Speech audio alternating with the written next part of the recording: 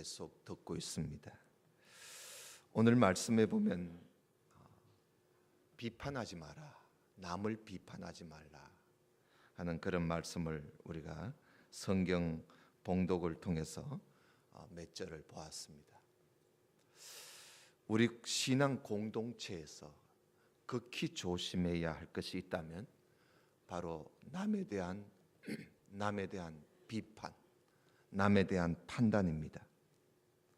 누구는 어떻고 어떻다 하면서 비판하는 일, 또 어떤 사람을 딱 놓고는 저울질 하듯이 헤아리는 그런 일만큼 우리의 이 공동체를 무너뜨리는 일은 없을 것입니다. 참 위험한 일이지요. 오늘 예수님께서 산 위에 앉으셔서 제자들과 그리고 여러 사람들 앞에서 설교하시는 내용이 여러 말씀 중에 남을 비판하지 마라, 메 크리네테, 남을 비판하지 마라. 여기 비판하지 말라는 이 크리노라는 이 말은요, 그저 판단하고 비판한 거기에서 한 걸음 더 나아가서 사람을 비판하고 판단해서 그 사람을 정죄하지 말라는 그런 단어입니다. 비판이라는 단어가 누구를 비난하고 비판하고 중상모략하고 그건 죄지요. 죄입니다. 그래서 예수님께서 오늘 말씀을 하시면서 남을 비판하기 전에 먼저 자기를 돌아보아라. 그렇게 될 때 남을 비판하지 않게 된다는 겁니다. 여러분, 자기를 돌아보면 남을 비판할 수가 없습니다. 남을 비판하기 전에 자기를 돌아다 보면 자기가 남보다 나은 것이 없다는 것을 알게 돼요. 그 바보가 아닌 이상 알게 됩니다. 오늘 예수님께서 말씀 중에 어찌하여 형제의 그 눈 속에 있는 티는 보고 네 눈 속에 있는 들보는 어떻게 깨닫지를 못하느냐. 여러분, 여기 들보라는 말은 헬라어로 도코스라고 하는데 영어로 빔입니다. 빔. 여러분, 집 지을 때 빔을 박지요.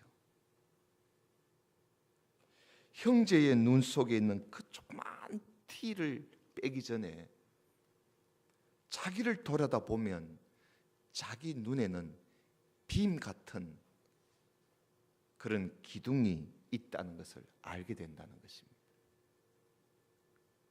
그럼 절대로 남을 비판할 수가 없지요. 남의 눈에 티를 뺄 수가 없습니다. 자기 눈에 들보가 있는데, 빔이 있는데. 로마서에 보면요, 1장에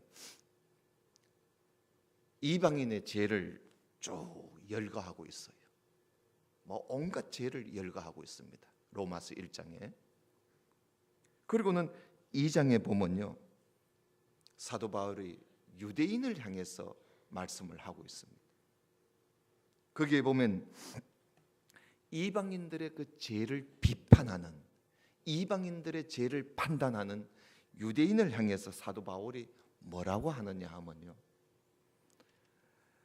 남을 비판하는 사람아, 남을 판단하는 사람아, 물론 누구든지 네가 핑계치 못할 것은 남을 판단하는 것으로 너를 정죄함이니 판단하는 너가 같은 일을 행하고 있다. 이런 일을 행하는 자에게 하나님의 판단이 진리대로 되는 줄 우리가 다 알지 않느냐. 이런 일을 행하는 자를 판단하고도 같은 일을 행하는 사람아, 네가 하나님의 판단을 피할 줄로 생각하느냐? 피할 수 없다는 거예요. 남을 비판하고 남을 판단하고 남을 헤아리는 사람은 하나님의 판단을 피할 수가 없습니다. 그러므로 우리는 항상 내 자신을 먼저 살펴보는, 나를 살펴볼지언정 남을 비판하는 일이 우리는 없어야 돼요. 이것도 습관입니다. 자꾸 남을 비판하고 판단하는 사람들 보면요, 그 습관이 돼요. 그 아주 나쁜 습관이지요. 앉았다 하면 남의 말하고, 말만 하면 남의 말을 하고 남을 판단하는 것은 자기도 모르게 막 나올 수가 있어요. 근데 사실은 그것이 자기를 속이는 것이고 남에게 상처를 주는 것이거든요. 우리는 아주 기본적이고 단순한 주님의 말씀 아닙니까? 남을 비판하지 맙시다. 그 다음에 7장 6절을 한번 보십시다. 거룩한 것을 개에게 주지 말고 너희 진주를 돼지 앞에 던지지 말라. 저희가 그것을 발로 밟고 돌이켜 너를 찢어 상할까 염려하라. 개와 돼지 같은 이런 짐승들은요, 깨닫지를 못해요. 그죠? 이렇게 깨닫지 못하는 사람에게 거룩하고 진주 같은 하나님의 진리 무슨 소용이 있겠습니까?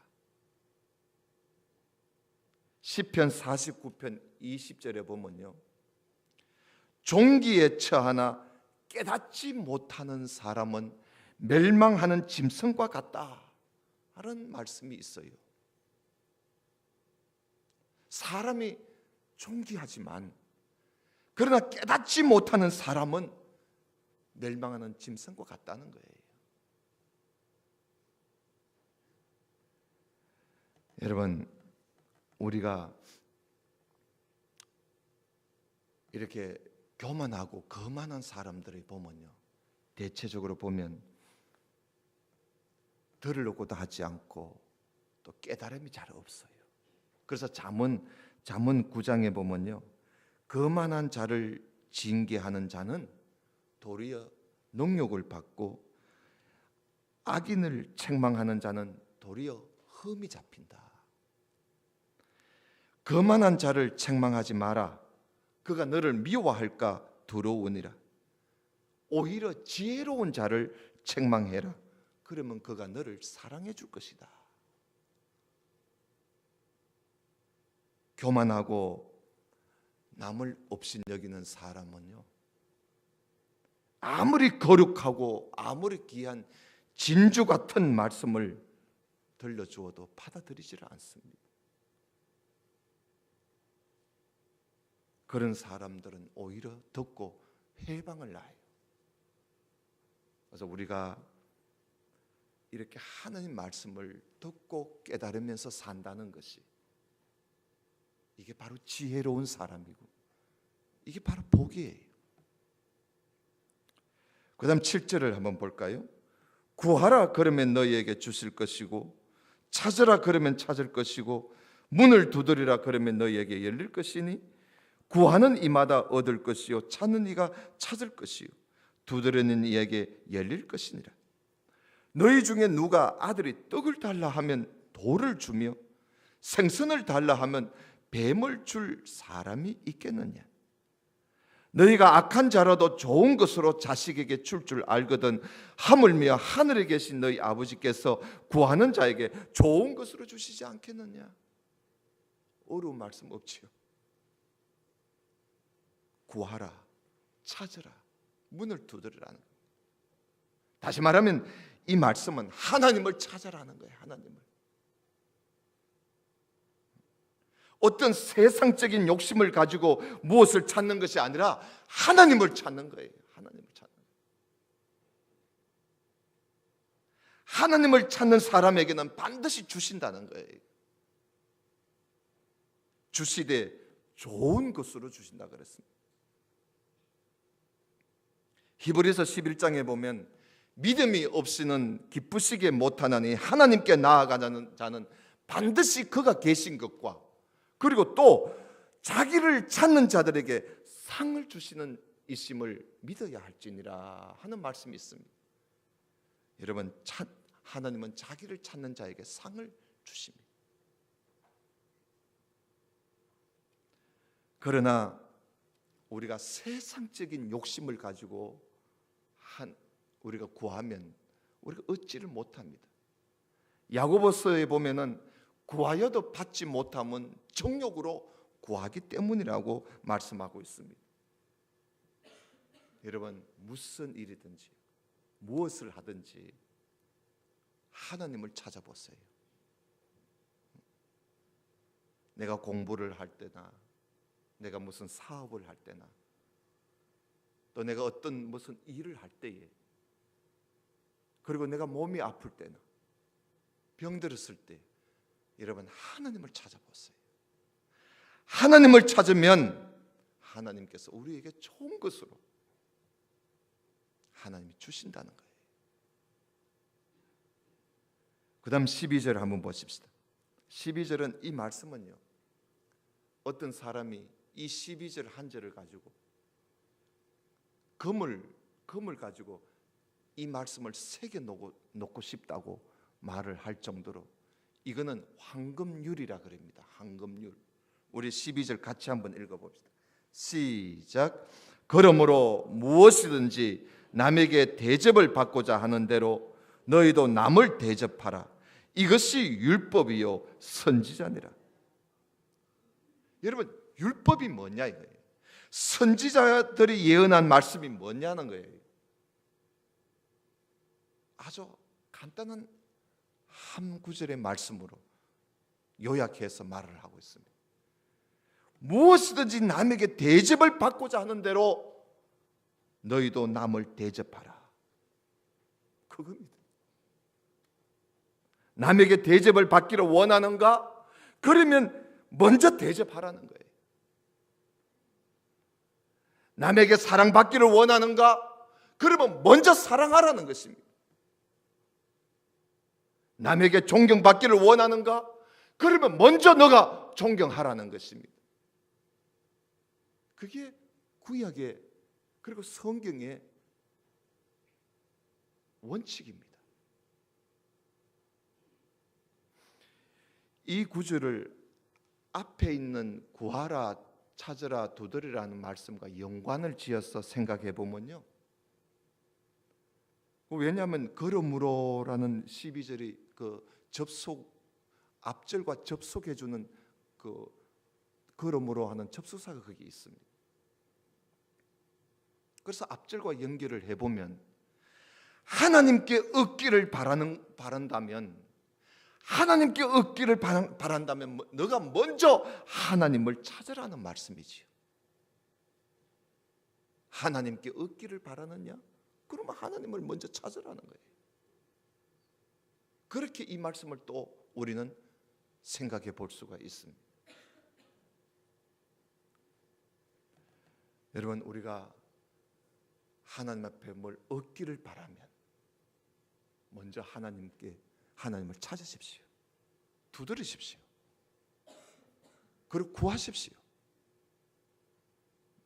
대접을 받고자 하는 대로 너희가 대접하라 하는 말씀.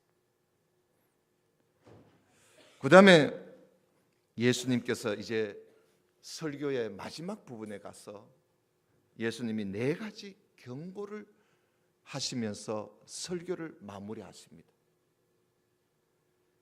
4가지를 경고해요. 먼저 두 문과 두 길이 있다는 거예요. 우리가 어디로 들어가야 되고 어느 길을 가야 되는지를 주의하라는 것입니다. 여러분 13절 한번 봐요. 좁은 문으로 들어가라.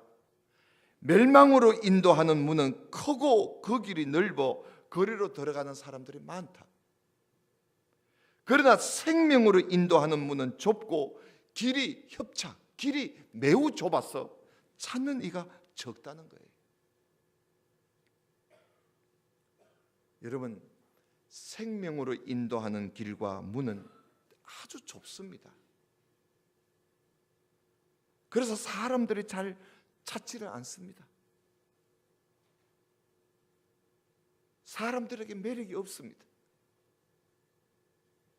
그러나 그 길은요, 생명의 길입니다. 하지만 사람들은 자꾸 쉽게 신앙생활을 하려고 합니다. 어떤 대가를 치르려고 하지 않습니다. 아주 편하게 신앙생활을 하려고 그러지요. 할 일 다 해가면서, 누릴 것 다 누려가면서, 조금도 자기를 희생하지 아니하고 가려고 합니다. 그러나 그 길은 자칫하면 멸망으로 빠지게 됩니다. 힘들고 어렵더라도 그 길이 진리의 길이라면, 그 길이 생명의 길이라면, 여러분, 좁고 힘들더라도, 사람들이 많이 찾지 않더라도 그 길이 생명의 길이기에 우리가 대가를 치러서라도 가야 합니다. 왜냐하면 충분한 대가가 있거든요. 그 다음에 두 번째는 예수님께서 두 종류의 선지자가 있다고 그랬습니다. 주의하라 그랬습니다. 15절 보십시다. 거짓 선지자들을 삼가라. 양의 옷을 입고 너희에게 나오나 속에는 노략질하는 일이라.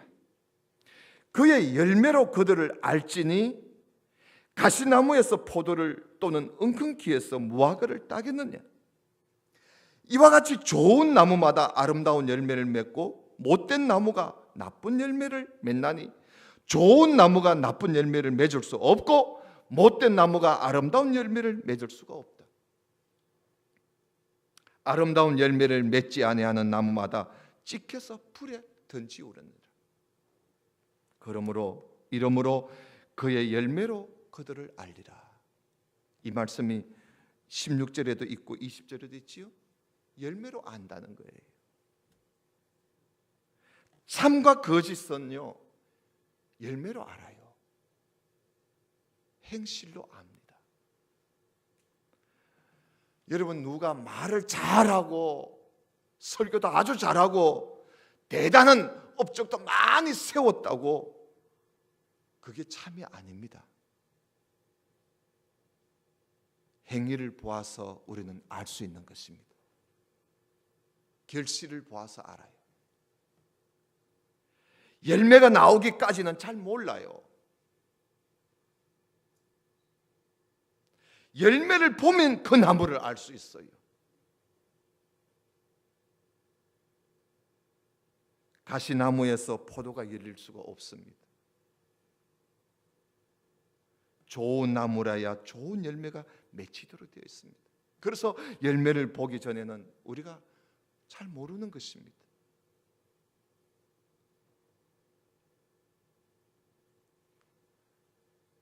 가끔씩 우리들은 그런 걸 느낍니다.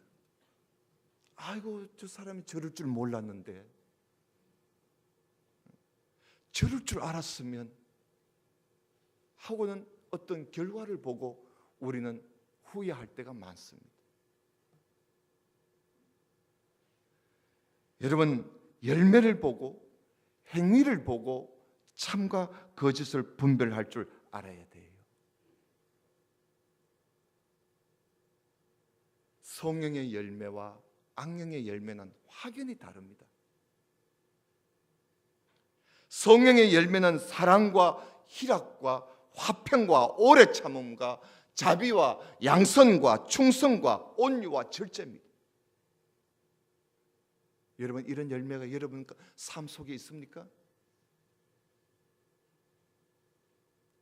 그런데 악령의 육체의 열매는요, 음행과 더러운 것과 호색과 우상 숭배와 술수와 원수 맺는 것과 분쟁과 시기와 분냄과 당 짓는 것과 불리함과 이단과 투기와 술 취함과 방탕함과, 이게요, 이게 육체의 열매, 악령의 열매입니다.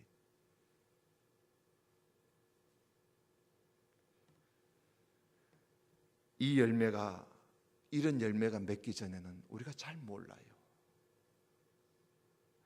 그래서 여러분, 우리가 정말 속지 않도록 주의하고, 열매를 보고 우리가 정말 따라가야 할 사람, 그리고 내가 가서 배워야 할 사람이 누군지를 우리가 선택을 해야 돼요. 오늘날 거짓된 자들이 얼마나 많습니다. 사람들이 우하고 많이 모인다고 그게 다 참이 아니에요. 열매를 보아서 아는 거예요. 그 다음에 세 번째는 두 종류의 성도, 두 종류의 제자가 있습니다.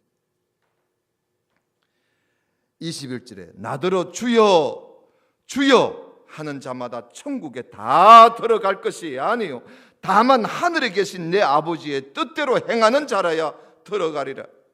그날에 많은 사람이 나더러 이르되 주여 주여 우리가 주의 이름으로 선지자 노릇하며 주의 이름으로 귀신을 쫓아내며 주의 이름으로 많은 권능을 행치 아니하였나이까 하리니 그때에 내가 저희에게 밝히 말하되 내가 너희를 도무지 알지 못하니 불법을 행하는 자들아 내게서 떠나가라 하리라.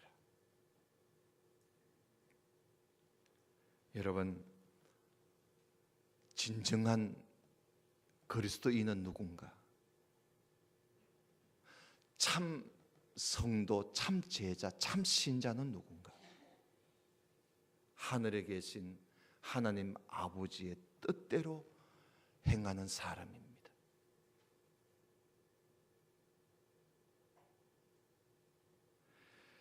천국에 들어갈 자는요, 하나님의 뜻대로 행하는 자가 들어가는 거예요.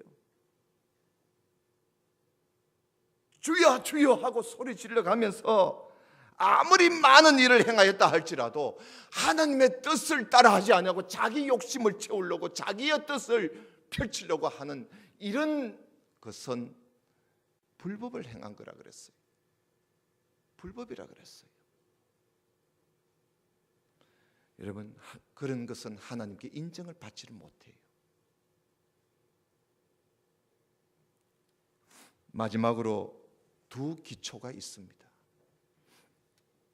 24절을 보십시다.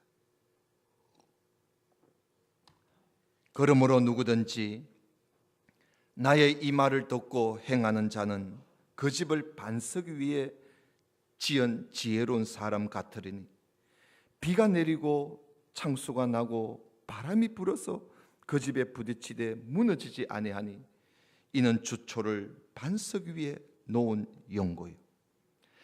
나의 이 말을 듣고 행치 아니하는 자는 그 집을 모래 위에 지은 어리석은 사람 같으리니 비가 내리고 창수가 나고 바람이 불어 그 집에 부딪힘에 무너져 그 무너짐이 심하니라. 여러분, 기초가 든든한 사람, 반석 위에 집을 지은 사람은요, 말씀을 듣고 행하는 사람입니다. 이런 사람을 지혜로운 사람이라 그래요. 하나님의 말씀을 들었으면 그 말씀대로 살아야 돼요. 그게 지혜로운 사람이에요. 그게 지혜예요. 듣기만 하고 행하지 않는 사람은요, 모래 위에 지은 집처럼 기초가 든든하지 않아요. 조금만 무슨 시험이 오고 시련이 오고 아픔이 오고 고통이 오면 그대로 무너져 버리고 말아요.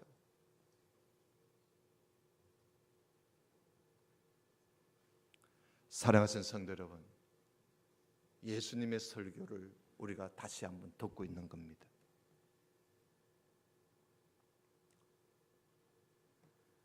좁은 문과 넓은 문이 있습니다.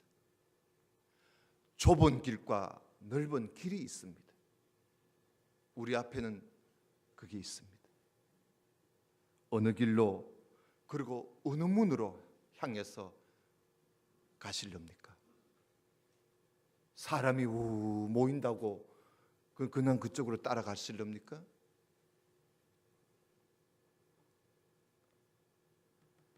좀 쉬운 길로 뭐 가려고 그 길을 가실렵니까? 생명이 있는 길을 찾아갑시다. 참 선생이 있고 거짓 선생이 있습니다.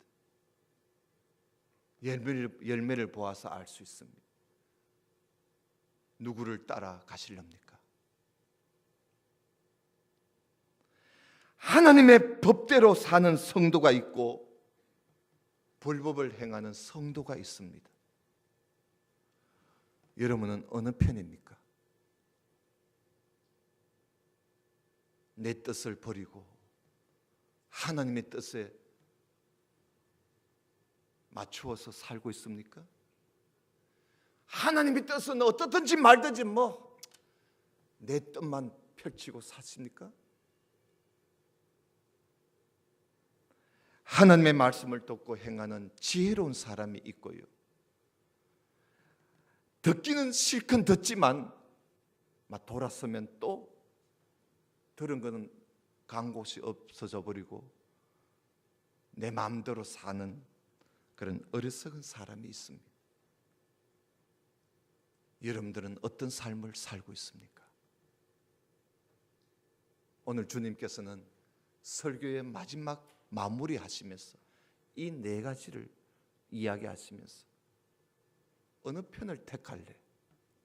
어느 길을 갈 것이냐? 그리고 어느 사람이 될래? 그리고 지혜로운 사람이 될 것인가? 어리석은 사람이 될 것인가? 우리에게 묻습니다. 답은 여러분들이 하십시오.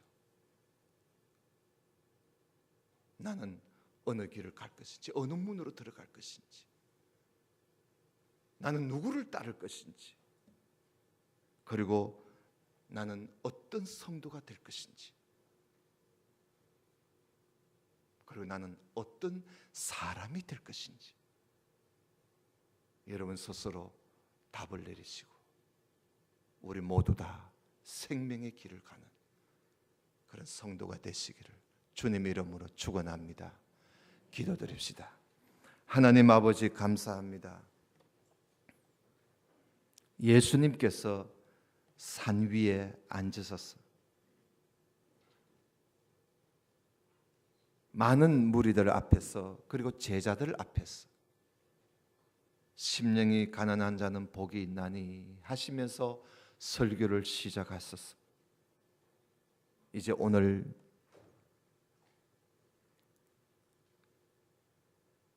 지혜로운 사람,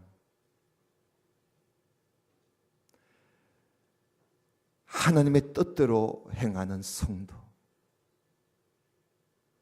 그리고 참 선지자를 따르는 사람, 그리고 좁은 문, 좁은 길을 걷기를 바라는 주님의 백성들이 되기를 간절히 바라면서 마무리하시는 주님의 설교를 우리가 들었습니다. 이 땅에 살면서 주님께서 설교하신 말씀 따라 살아가는 우리 모든 성도들이 되게 해 주옵소서. 예수님 이름으로 기도드리옵나이다. 아멘.